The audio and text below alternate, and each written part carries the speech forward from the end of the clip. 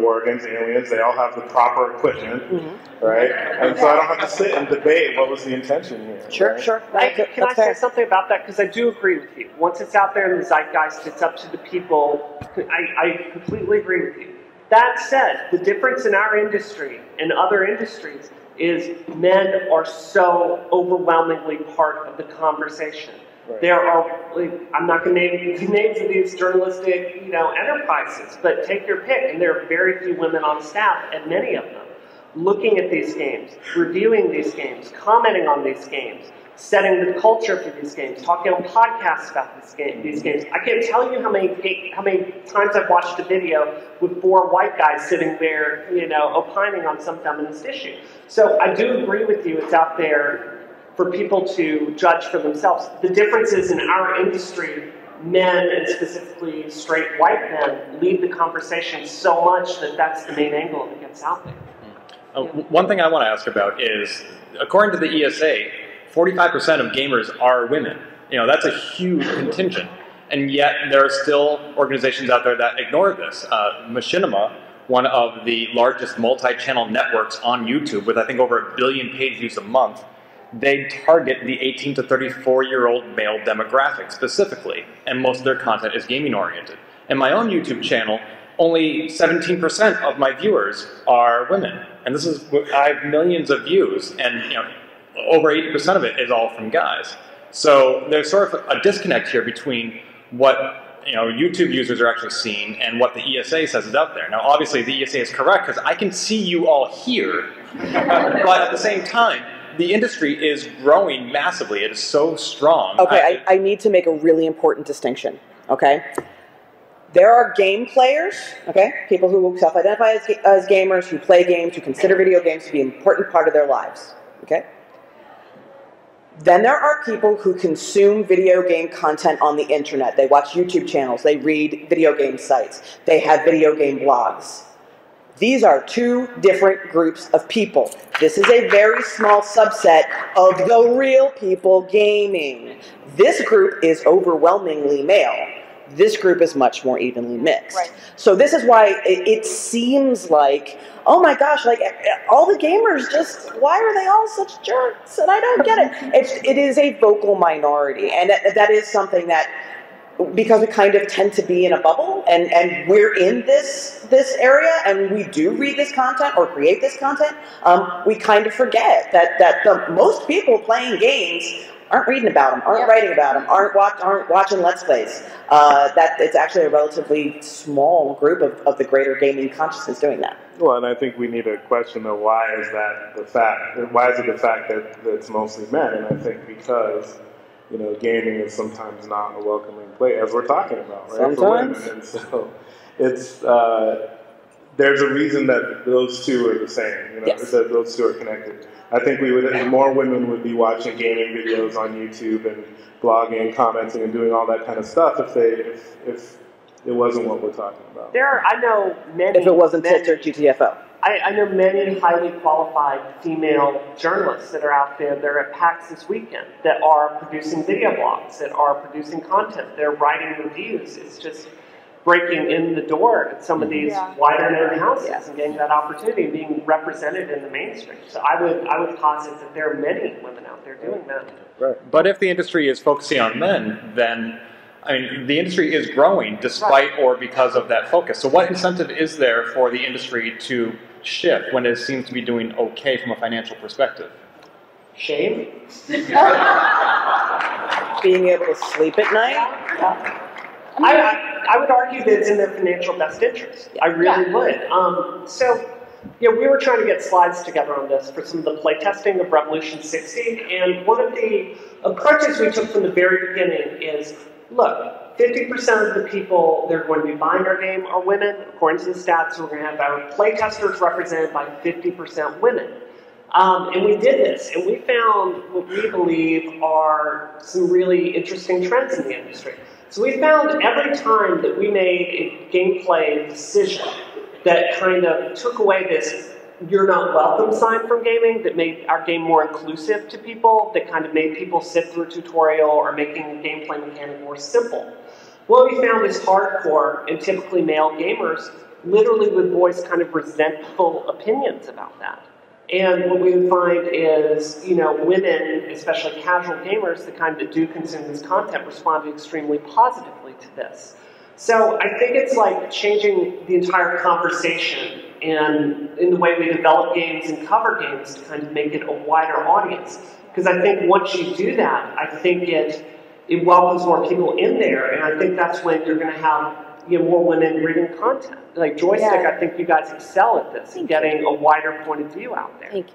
It's incredibly important to us. So. Yeah. The more people you can reach, the more sales you're going to have. Yeah. And like a lot of times, I think companies just don't realize that. Yeah. And it seems like something that would be really easy to realize, but I know from an industry standpoint that they do focus on that demographic, 18 to 24 males. And it's like, if you widen that, you're going to get more people. You're going to make people feel more welcome to come play. Yeah.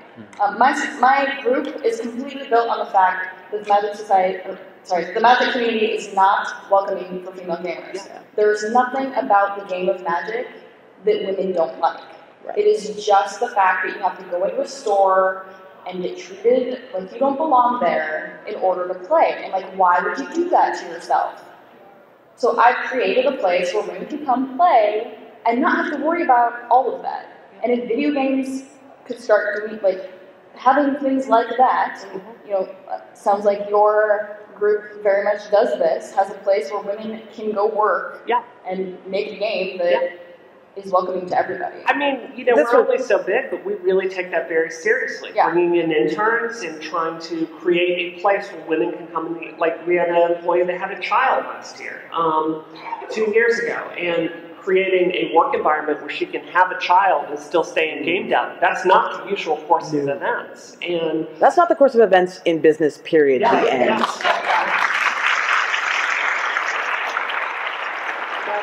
I think it really speaks to the need for women in editor positions. I think it really speaks to the need for women in management. Yeah, it's not a coincidence I don't have kids. Yeah. No, I don't think I could do my job if I had kids. No, there's no way. Yeah. There's absolutely no way. Well, nobody's going to buy The Last of Us if they put Ellie on the box. Right. You guys know what I'm referencing? Yeah. Yeah. So there's this absurd idea, and it's insulting to men, frankly, that if you have strong female characters, if you put a female on the box, guys won't buy the game. Guys won't buy the game if it sucks.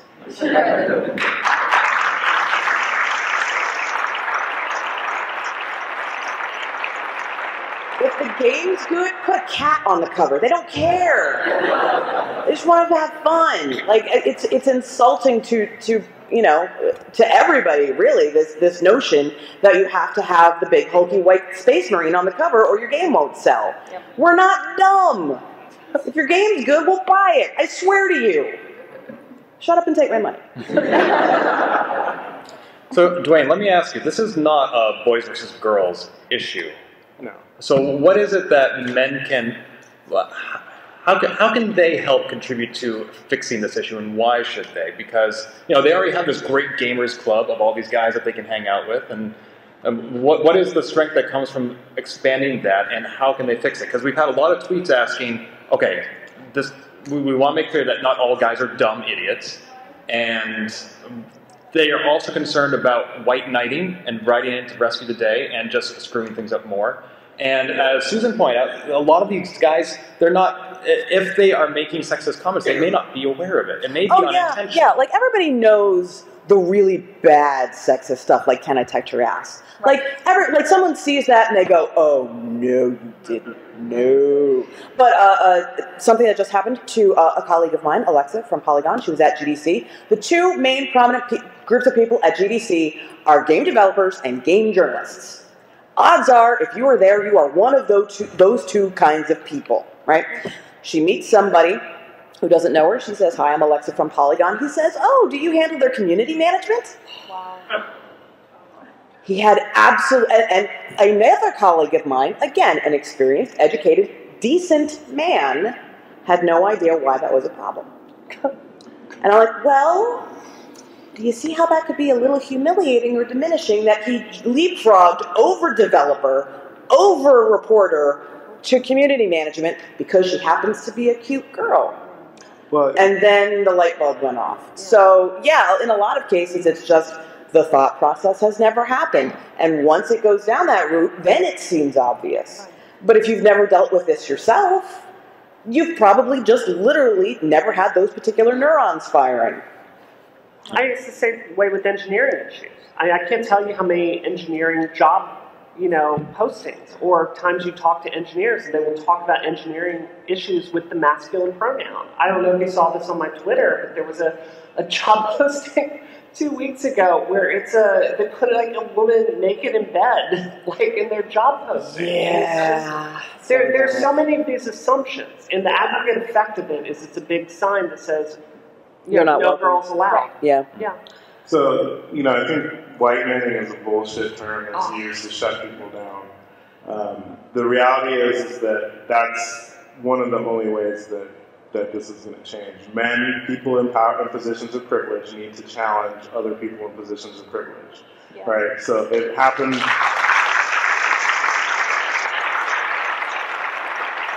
I just want to say one thing. You're not an asshole innately if you are in a position of privilege. Right. Okay? You're made to feel that way. But, you can't help it if you were born a white dude. Okay? You just were. But now it's your responsibility to not be an asshole.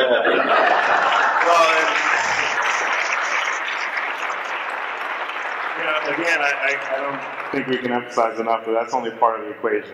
We have to challenge each other. Right. Men have to say, if a man is standing next to a guy who says to a cosplayer, "Can I touch your ass?" Right? It shouldn't only be her who's making a response. Right? That guy needs to say that other guy, "You're being a dick. Don't talk like that." Right?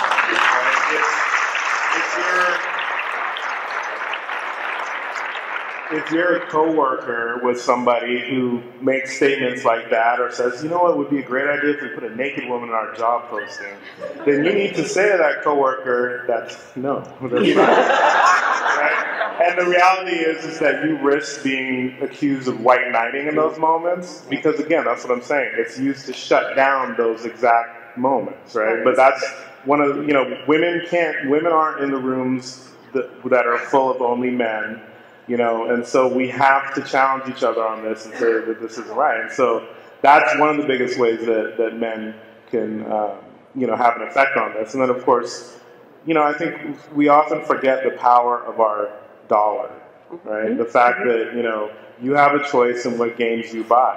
And it might be hard to resist buying that awesome new game, right? But if you really have a point that you're trying to make, you say, "Hey, I'm not going to purchase this game, and here are my reasons for it."